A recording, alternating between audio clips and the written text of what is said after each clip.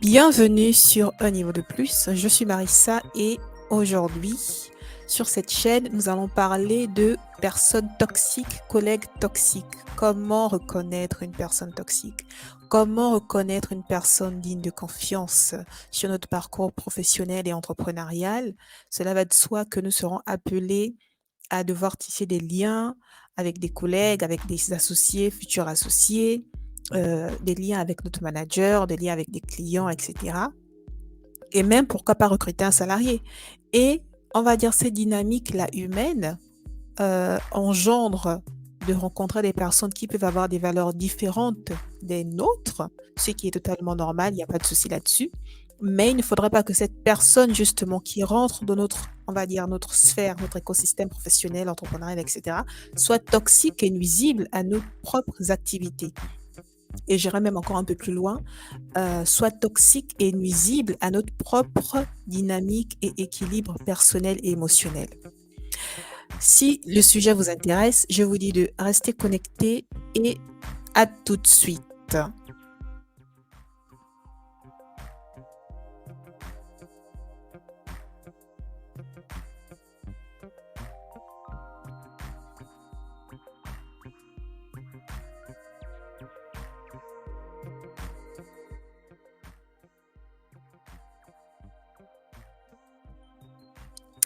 Alors, comment reconnaître une personne toxique?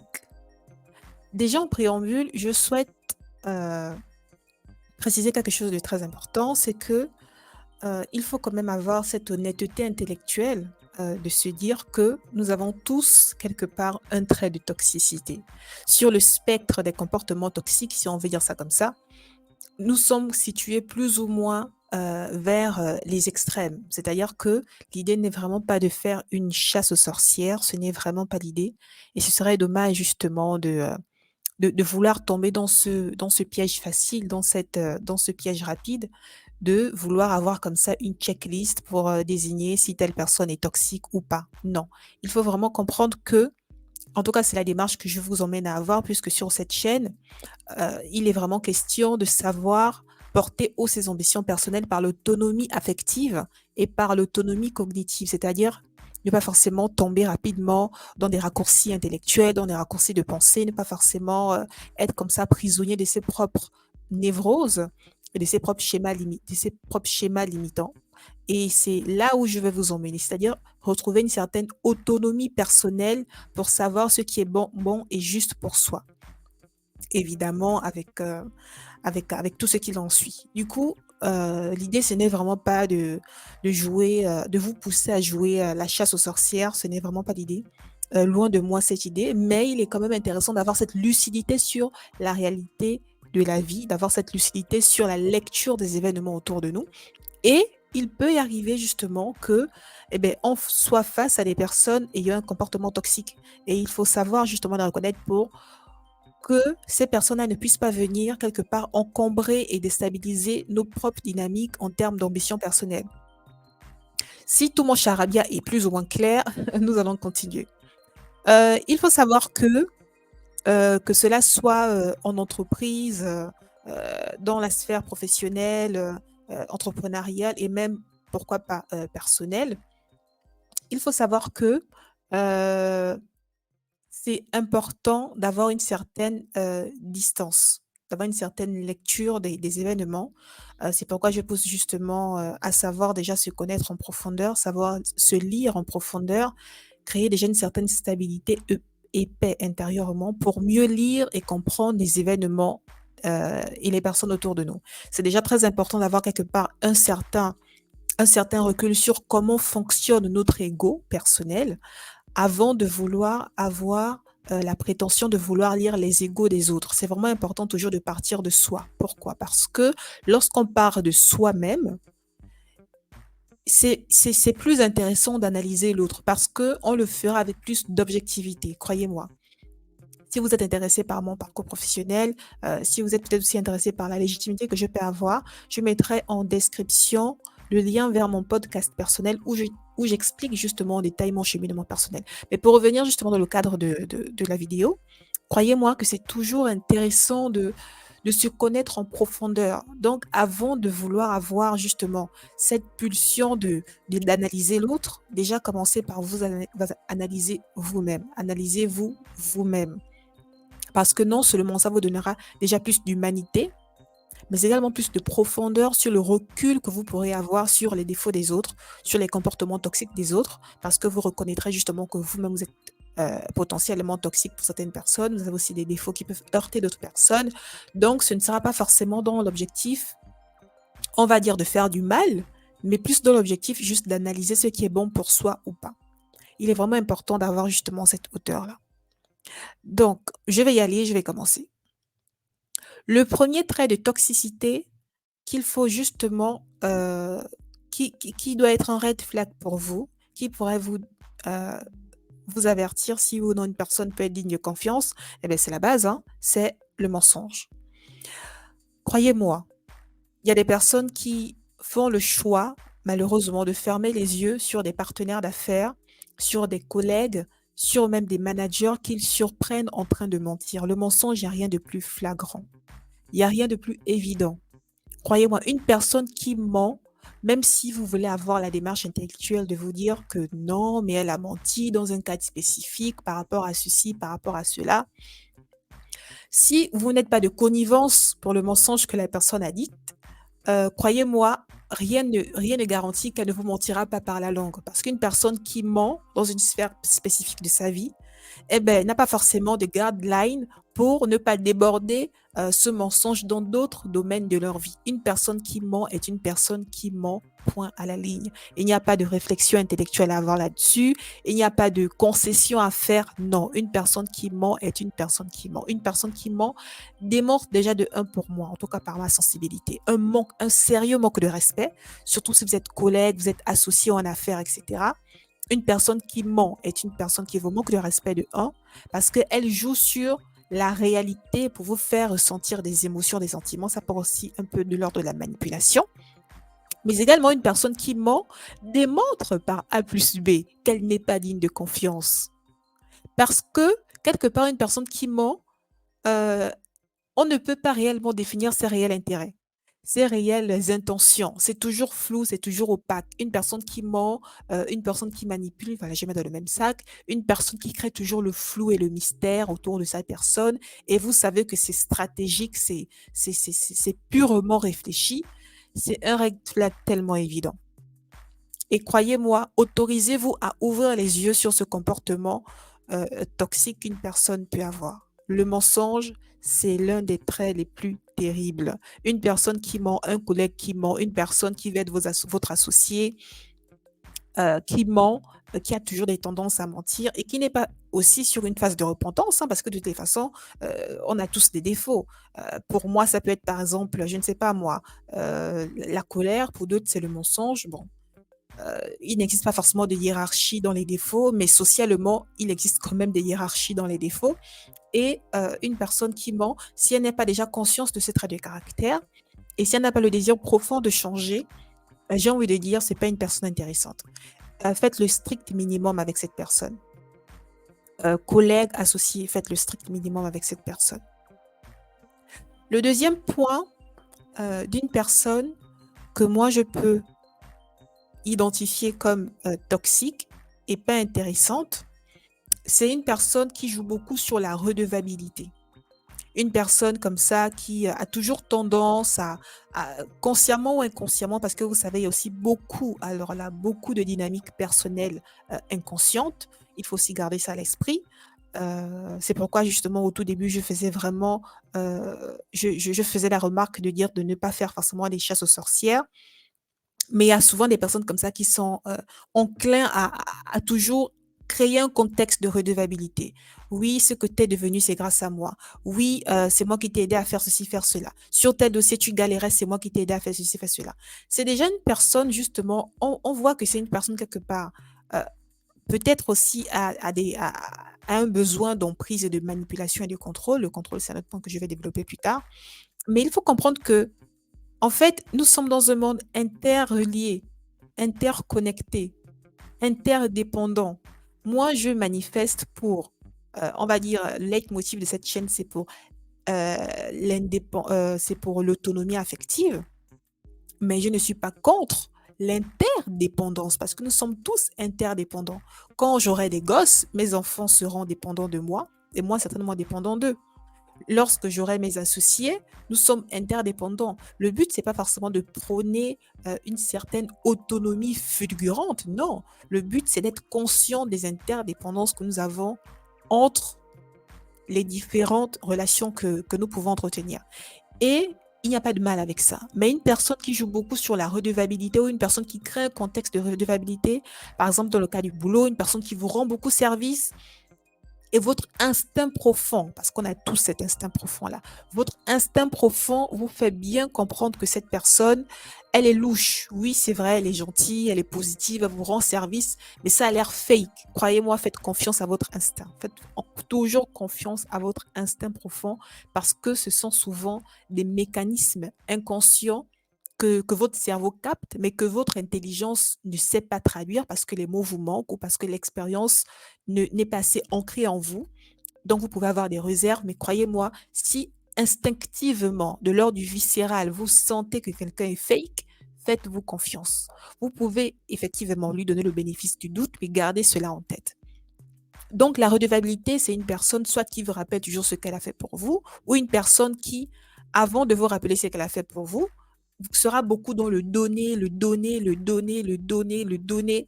Et vous sentez que ce donner-là, c'est pas un donné pur. C'est un donné qui est vraiment calculé. Et c'est pas un donné qui est clair parce qu'évidemment, dans un lien, par exemple, de réseau, c'est évident. Quand vous appartenez à un réseau, à un club ou à une association, c'est de l'ordre du donnat-donnat. C'est-à-dire que la personne vous donne parce qu'en retour, elle sait que vous pouvez lui donner en retour quelque chose. Pour ça, il n'y a pas de souci parce que c'est clair, les termes sont clairement définis. Mais une personne qui abuse de cela pour avoir une emprise sur vous, c'est clairement une personne de qui il faut clairement s'éloigner. Et n'ayez pas comment le dire, n'ayez pas forcément cette crainte à l'identifier, n'ayez pas cette crainte ou cette gêne à le reconnaître. Même si vous aimez la personne, eh bien, considérez que c'est un trait toxique de la personne et qu'il faut mettre les points sur le i. Vous pouvez par exemple aborder la personne en disant j'ai remarqué ceci, cela, est-ce que c'est réellement tes intentions? Ah oui, il faut avoir cette force de caractère pour savoir mettre les points sur les i si vraiment la personne, vous tenez à elle. Mais si la personne, pas plus que ça, c'est un collègue du boulot ou c'est un potentiel partenaire en affaires et que vous remarquez ce trait de caractère de redevabilité, eh bien, simplement éloignez-vous d'elle. Faites le strict minimum avec elle et éloignez-vous de cette personne. Le troisième point, c'est la culpabilité. Une personne qui veut vous rendre coupable ou qui veut créer en vous un certain malaise, un certain gêne, un certain inconfort. Une personne qui clairement veut vous déstabiliser par la culpabilité. C'est un red flag également. Et il est très important de savoir le signaler. Une personne justement qui sort rapidement de ses gonds, par exemple, si par exemple dans le cas de si vous êtes par exemple entrepreneur, manager et que vous êtes justement dans la recherche de nouveaux collaborateurs, en recrutement de salariés, ce que vous pouvez faire, c'est en fait, après maintenant là, c'est un peu de l'ordre de la psychologie humaine, mais vous pouvez justement laisser traduire une certaine faiblesse expressément que vous aurez identifiée à l'avance et juste observer comment la personne, futur collaborateur, réagit. Est-ce que elle part de connivence avec vous? Est-ce qu'elle demande de précision mais reste sur la réserve? Ou est-ce que voilà, c'est toujours comme ça en fait que vous pouvez identifier une personne qui est dans l'ordre de la culpabilité. C'est toujours dans l'observation. Et croyez-moi, tous les points que je liste, après ça peut être assez short pour voir les appliquer pour une personne justement que vous souhaitez recruter dans le cadre de vos activités personnelles.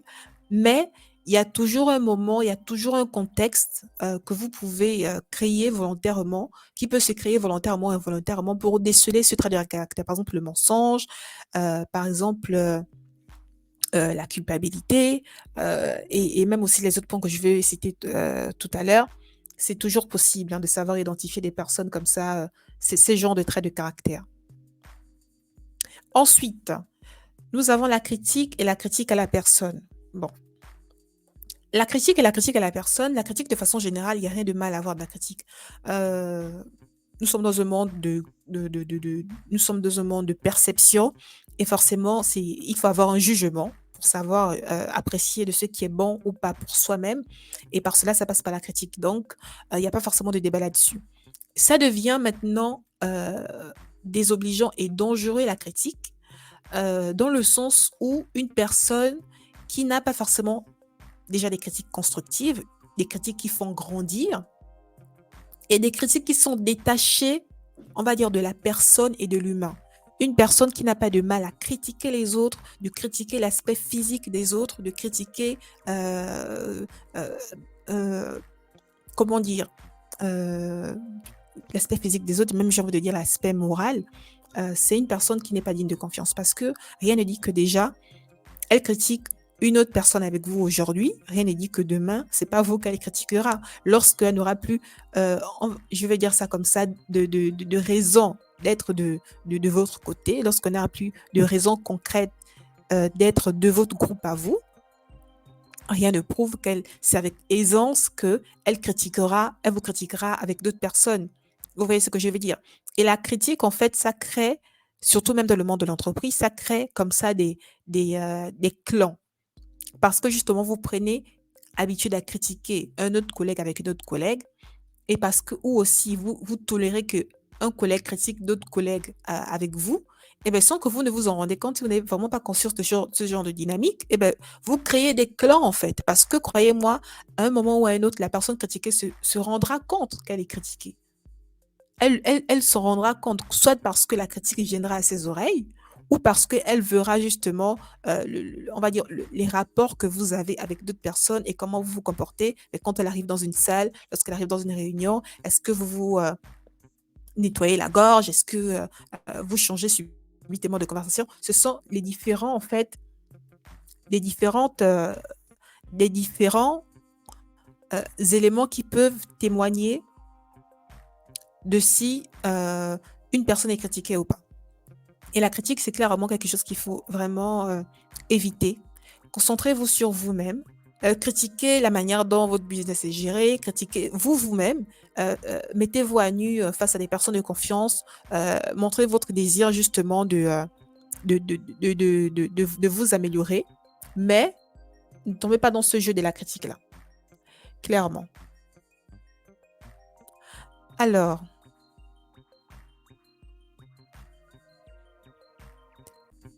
le point suivant, c'est le gaslighting.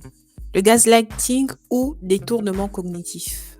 C'est un mot qui est très à la vogue maintenant, mais à en toute légitimité parce que le gaslighting, c'est quoi? C'est une forme d'abus mental et psychologique qu'une personne justement fait sur vous pour avoir une emprise sur vous afin de déformer quelque part les informations que vous pouvez interpréter de par vous-même pour créer en vous comme une espèce de faiblesse, comme une espèce de peur et de trouble de la mémoire et de perception. Et ça peut même aller jusqu'à créer en fait des problèmes de santé mentale. Le gaslighting, par exemple, ça me rappelle comme ça une collègue que j'avais. Oh, c'était tellement insupportable parce que moi, en fait, de nature, je ne supporte pas ce genre de position, en fait. Mais bon, bref. C'est par exemple, vous êtes en réunion et je ne sais pas moi, une personne, une collègue, vous êtes en réunion, vous échangez, etc. Et une personne prend des notes et lors de la prise de notes, bah, pas de bol, on va dire la projection, par exemple, du slide, on va dire, il y a un petit couac, il y a un petit couac qui se passe. Et et une personne justement, on peut dire comme ça, qui a été victime quelque part des gaslighting, c'est une personne qui va dire: «Ah oui, non, mais je suis pas folle, ça s'est bien passé, je suis pas folle, ça s'est bien passé. Tu es comme moi, tu es témoin comme moi». C'est vraiment une personne quelque part, voilà, pendant là je parle en termes de victime, c'est une personne quelque part, une personne victime des gaslighting, c'est une personne quelque part qui aura toujours besoin qu'on confirme ce qu'elle voit, qu'on confirme ce qu'elle ressent, qu'on confirme ce qu'elle perçoit en fait. Alors qu'on soit de façon factuelle et même en termes d'intégrité, il n'y a pas à remettre les perceptions que vous avez. Il n'y a jamais à remettre en question. Ne remettez jamais en question les perceptions que vous avez. Que vous ayez faux ou que vous ayez vrai, il ne faut jamais remettre en question, en doute, pas en question, parce qu'en question, c'est une forme de s'améliorer. Mais remettre en doute ses propres perceptions, c'est renier soi-même, être capable de recueillir des informations. Sachant que quand même, on va dire la raison principale quand même du cerveau, avec tout ce qui est yeux, oreilles, intelligence, analyse, c'est la perception et la collecte d'informations. Renier votre faculté à correctement réunir des informations, c'est la première voie pour créer en vous une mésestime de vous-même et par la suite un manque criard de confiance en vous. Ne remettez jamais en doute la manière dont vous percevez les informations. Évidemment, il est toujours intéressant de savoir se remettre, de savoir se questionner pour s'améliorer, parce que la perception que vous avez d'une certaine situation peut être différente en grandissant, mais et ne permettez jamais à une personne de vous remettre en question, de douter de vous. Vous voyez, par exemple, après, malheureusement, c'est souvent courant en contexte professionnel. Moi, je connais eu un collègue pervers narcissique, parce que moi, c'est plutôt en contexte professionnel que je rencontre tous les énergumènes qui peuvent exister. C'était vraiment light. Avec lui, c'était assez light, mais c'est même avant justement que mon vocabulaire, que mes connaissances soient assez approfondies sur le sujet, ce sont en fait des signaux que moi je capte très vite. Une personne qui veut avoir l'ascendant sur les autres, une personne qui va avoir le contrôle sur les autres, une personne qui manipule, qui ment rapidement. En tout cas, ça a toujours été mon trait de personnalité. Je les boycotte et je les exite, je les éjecte littéralement de ma vie. Si nous sommes en contexte professionnel, je fais le maximum pour qu'on n'ait aucun rapport ensemble. Après, évidemment, il est arrivé des moments où, sans rentrer forcément dans les détails de ma vie, c'est allé très haut, où ça crée vraiment du manque de confiance en moi et du manque d'estime de moi-même. Mais clairement, ce sont des choses que je remarque. Donc, comment se comporte une personne qui veut vous gaslighter? Par exemple, en contexte professionnel, c'est une personne qui va douter, qui va remettre en doute vos actions. C'est-à-dire qu'elle vous dira, par exemple, vous êtes sûr justement d'avoir fait une tâche, alors que, supposons que vous ne l'avez pas faite, vous demandez à votre collègue, est-ce que vous l'avez faite? Il dira, oui, j'ai fait. Et quelques temps après, il vous dira, non, tu n'as pas fait. C'est-à-dire, en fait, il crache le chaud, le froid. Il donne différentes versions, justement, des faits pour juste vous déstabiliser. Après, ça peut arriver qu'il y ait des manquements, des ratés, des loupés, etc. Des points d'inattention, ça peut arriver en contexte professionnel, même dans la vie de tous les jours, il n'y a pas de souci. Mais il y a des gens qui font exprès de le faire. C'est-à-dire qu'ils créent des situations pour vous faire douter de vous-même. Ou alors, ils passent derrière vous pour enlever une virgule, enlever un point. Vraiment un petit détail insignifiant, justement, pour créer en vous le doute. Vous voyez ce que je veux dire. Et c'est très délicat et c'est très pervers, ce genre de situation. Vraiment, faites attention à ça. Et ne doutez jamais de vous. Remettez-vous en question pour vous améliorer, mais ne doutez jamais de vous. Même si vous avez tort, moi, je vous conseille de ne pas douter de vous. Parce que vous avez le droit à l'amélioration.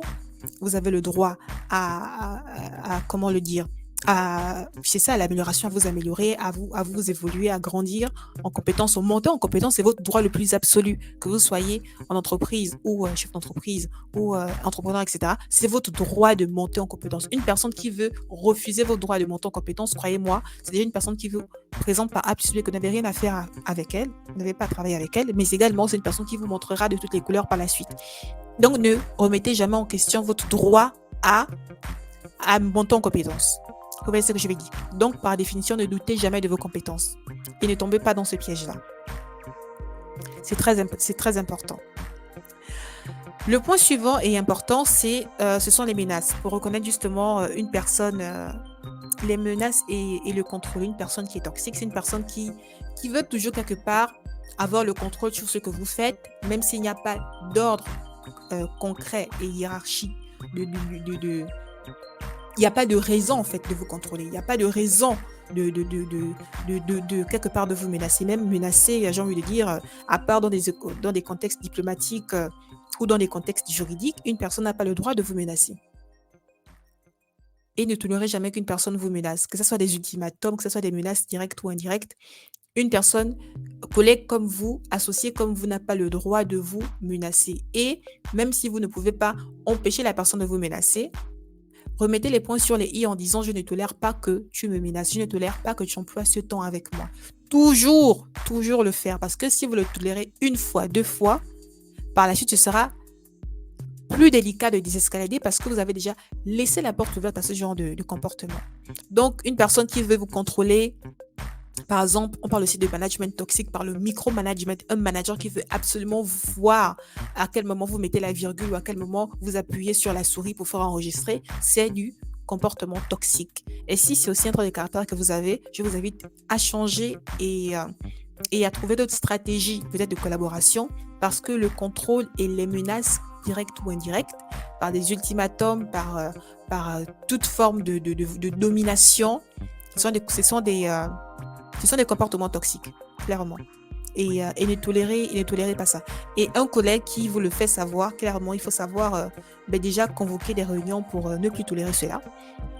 Et par exemple, si vous êtes dans un environnement agile, en parler à vos différents coachs ou alors n'est pas hésiter à vous rapprocher des ressources humaines pour le signaler très rapidement parce que ce n'est absolument pas tolérable ce genre de comportement.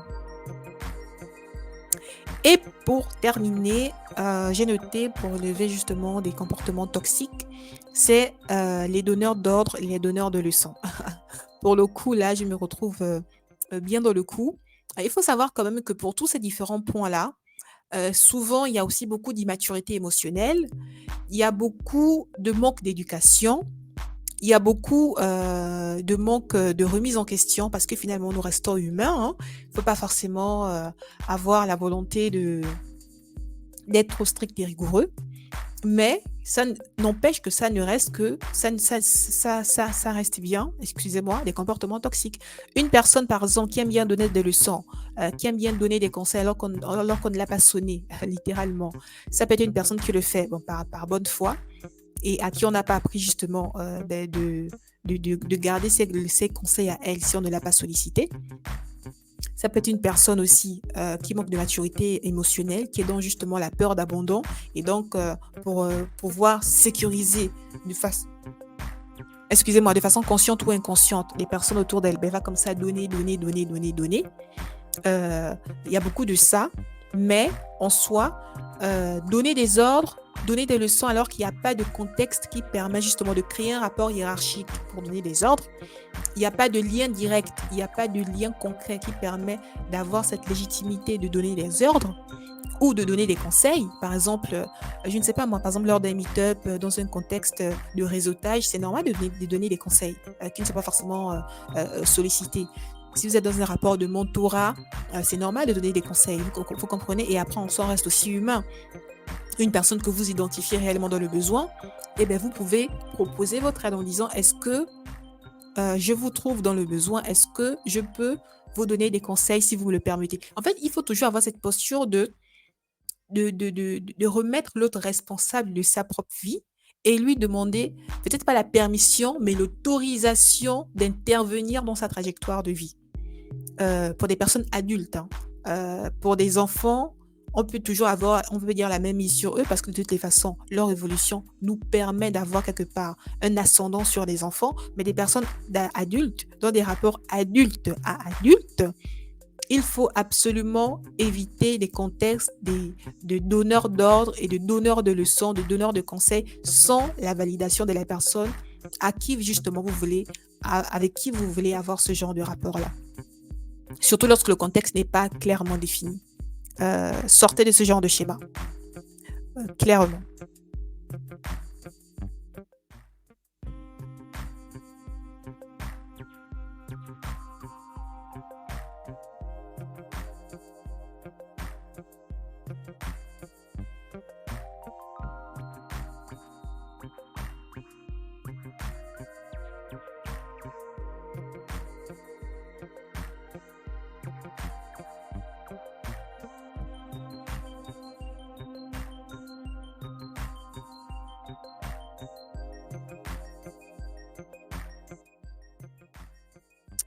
Alors, c'en est fini pour moi pour l'épisode d'aujourd'hui. Je vous remercie sincèrement pour votre écoute et j'espère que tout cela vous a été instructif. Je vous attends dans l'espace commentaire pour lire toutes vos remarques, ce que vous avez trouvé pertinent ou pas. C'est avec plaisir que je lirai tous vos retours. Mais pour terminer, j'aimerais vraiment souligner quelque chose de très important, c'est que en soi, une personne n'est toxique pour vous-même que si elle trouve en vous une terre fertile quelque part pour planter sa graine de toxicité. Je m'explique. Une personne toxique pour moi peut ne pas l'être pour vous. Une personne, par exemple, qui est très dans le répondant, qui est dans, on va dire, qui est très ostentatoire, qui s'impose, une personne qui est solaire, par exemple, pour moi, c'est une personne qui va m'attirer naturellement parce que j'adore les personnes solaires. Et pour une autre personne, par exemple, qui est dans une phase de cheminement personnel et de développement personnel, peut trouver cette personne trop invasive, trop, comment dire, trop présente, trop imposante, vous voyez ce que je veux dire. Une personne toxique pour moi peut ne pas l'être pour vous et inversement. C'est pourquoi il est toujours important de se remettre en question, toujours important d'aller de l'avant, de toujours faire ce choix humble de grandir en toute conscience. Et j'ai pour vous quelques pistes justement pour savoir vous dégager un rapport, on va dire, honnête vis-à-vis de vous-même. Premièrement, il faut travailler sur votre blessure de rejet. Parce que la blessure de rejet peut vous emmener à interpréter de façon négative des actions qui, en fait, en elles-mêmes ne le sont pas. Deuxième blessure à travailler, c'est la blessure d'abandon. Parce que la blessure d'abandon, justement, peut vous rendre, par exemple, quelqu'un de très culpabilisante, peut vous rendre quelqu'un de très critique, de très dans le contrôle et la menace, parce que, justement, on a peur de se sentir abandonné. Donc, comme ça, en fait, on crée des emprises sur les gens. Il faut également travailler son rapport à la redevabilité, c'est-à-dire que est-ce que vous êtes sensible justement dès que quelqu'un vous rappelle le bienfait qu'il vous a fait, est-ce que pour vous c'est quelque chose qui vous touche au plus profond de vous, ou vous comprenez justement que ce genre justement de rapport n'a pas lieu d'être. Vous comprenez ce que je veux dire? Et le dernier point, c'est la peur des représailles. Il ne faut pas avoir peur des représailles. Il ne faut pas avoir peur de provoquer le comportement toxique d'une personne. Vous êtes aligné en vous-même. Vous savez ce qui est bon ou pas pour vous. Vous savez identifier de façon mature et autonome ce qui est bon ou pas pour vous. Et si une personne réagit de façon immature et toxique, il faut savoir que c'est sa part de responsabilité. Ça traduit plus en fait de ce qu'elle est que de ce que vous êtes. C'est pourquoi c'est vraiment important que vous considérez tous ces points et c'est pourquoi j'ai vraiment voulu les signaler pour cette fin et pour cette conclusion. Je vous remercie encore pour votre écoute et je vous dis à très bientôt. Abonnez-vous et restez connectés. À très vite. Ciao.